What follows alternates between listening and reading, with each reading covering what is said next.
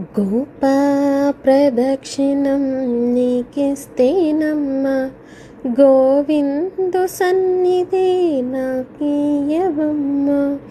ఒంటి ప్రదక్షిణం నీకిస్తేనమ్మ, వైకుంఠ సన్నిధి నాకీయవమ్మ. రెండో ప్రదక్షిణం నీకిస్తేనమ్మ, నిండైన సంపదలు నాకీయవమ్మ. మూడో ప్రదక్షిణం నీకిస్తేనమ్మ, ముత్తైదువతనము నాకీయవమ్మ.